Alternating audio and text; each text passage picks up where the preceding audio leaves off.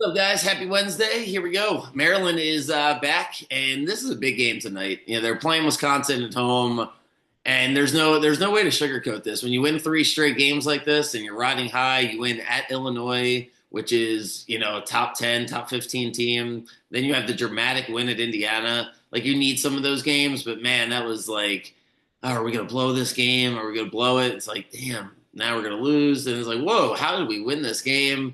And you get the shot by Rice, who's not your best player. You can start to talk yourself into this could be a magical year for Maryland, getting contributions where you need them. But coming home and taking care of Wisconsin would really go a long way. I'm not saying it erases this three-game losing winning streak if they lose tonight, but this feels like a big one. It should have a really nice crowd. And Wisconsin is the perfect matchup for Maryland. So there's a reason why Maryland's I think it's a 5-point favorite tonight.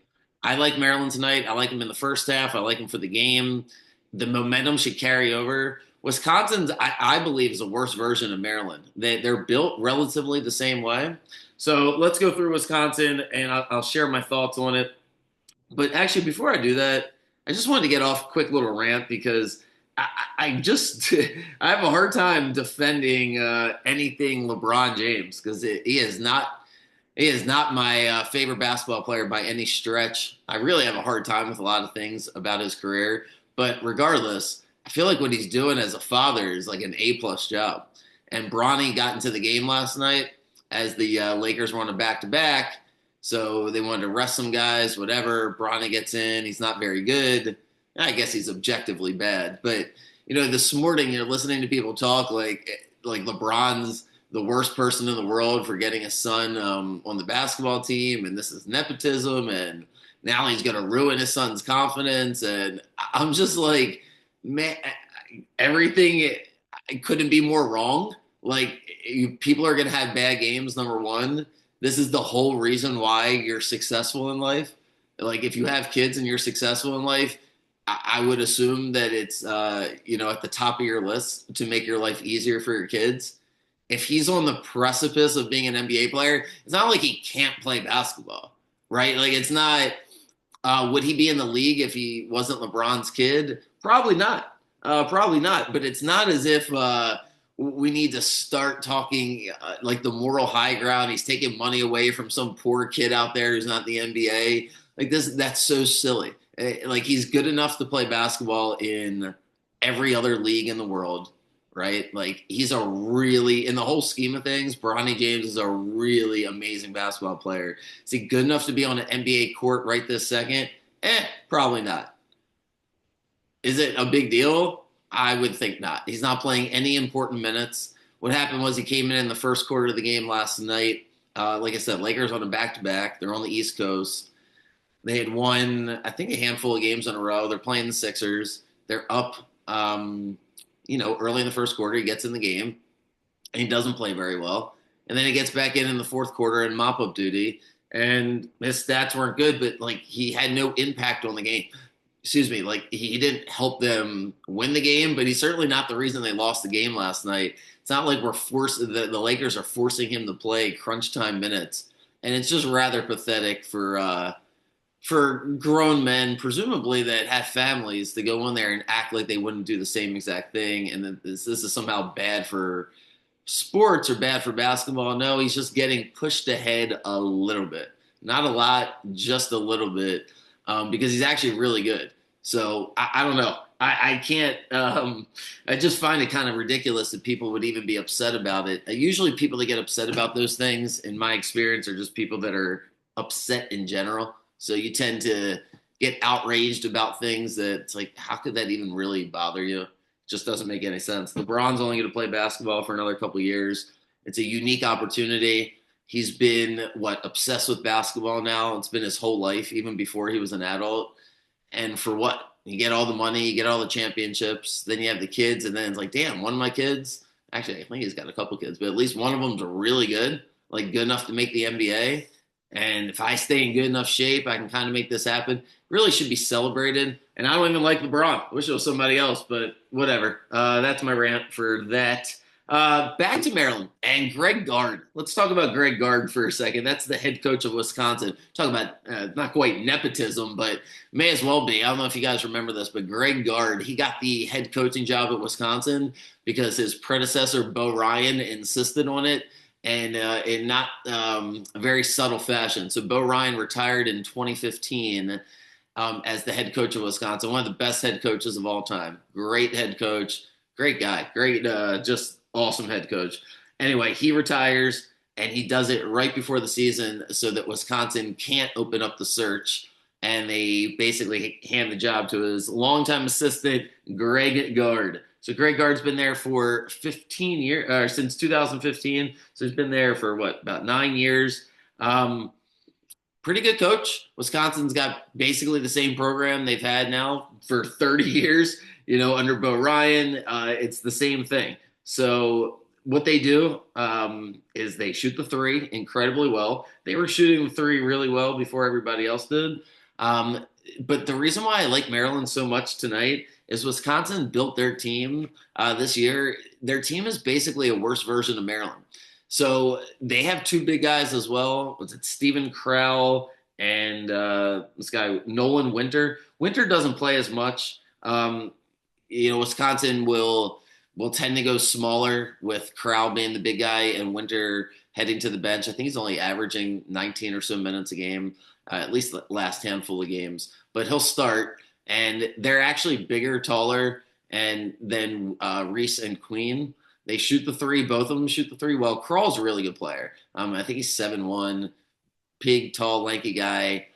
But Maryland, this is because of the winning streak and because that they're playing this game at home and the momentum. I think the big guys are going to eat tonight. They had a nice little break. They have a break to look forward to. So I think Maryland gets the job done tonight. Wisconsin's going to want to shoot the three a bunch. So it really comes down to Queen and Reese being able to control those two big guys. Because if that's the case, on the other side of it, Maryland's going to have the edge. Because Wisconsin's got this guy, they got two guys named John. One's Blackwell, really like his game. He's a sophomore, just a bucket getter. He is. He's a sophomore bucket getter, played a lot last year. It'd be interesting to see how Maryland matches up with him. Miguel, Rice, Gillespie, everybody's got to be ready to go on him because he's really good. And if he gets rolling, that's the only thing that really worries me. He worries me more than Tanjay, the graduate. This guy's like 35 years old. So he'll be a 6th year in college basketball. He's really good as well. He's bigger. He's going to lead the team with scoring more so than Blackwell, but I like Blackwell's game better. Those are the two guards for Wisconsin. They're not incredibly deep. They got another guard. It's Klesmet is his name. And they go three guard. Those guys are, excuse me, the guys that give Maryland trouble would be longer wings. Wisconsin doesn't really have that. So Rice, Miguel, and Gillespie should match up pretty well with those guards. And Wisconsin's really only going to go 7 deep. They played on the West Coast at USC, won that game. Then they lost at UCLA. Then they came home and destroyed Nebraska. So everybody got to play against Nebraska. But against UCLA in that really tight game, they held the rotation to 7. I think Maryland's going to get them tonight. Maryland's rotation is tight too. It's it's a good environment for Maryland. I think they get the job done. Hopefully it's a nice crowd.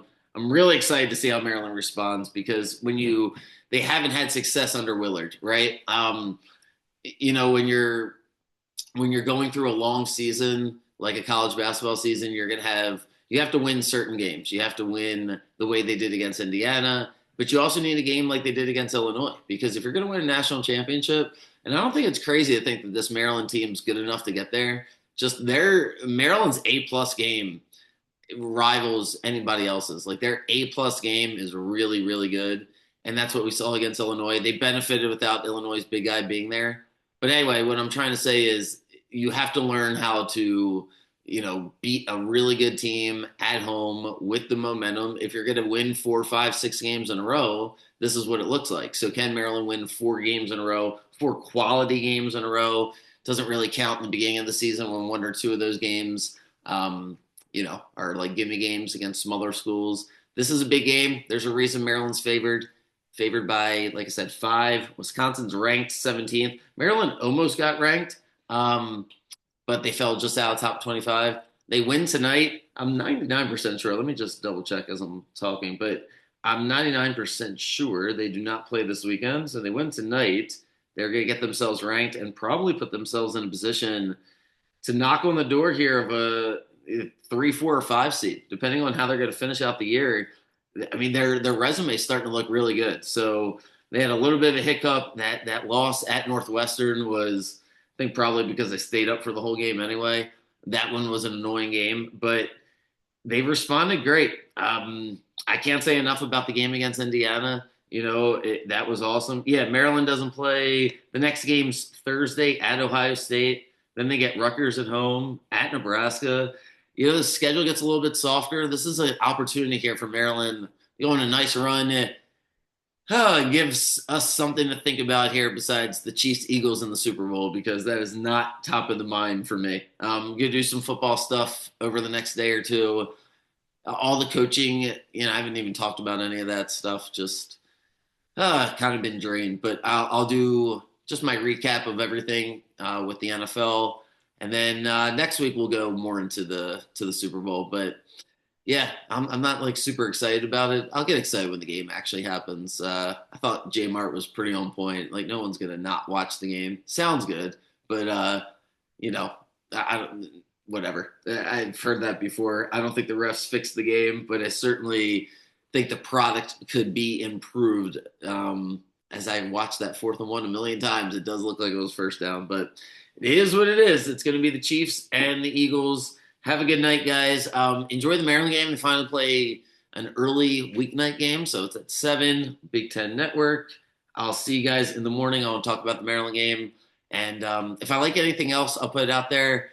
Alabama, Mississippi State's is the marquee game tonight. So good luck if you're betting, and I'll see you guys in the morning.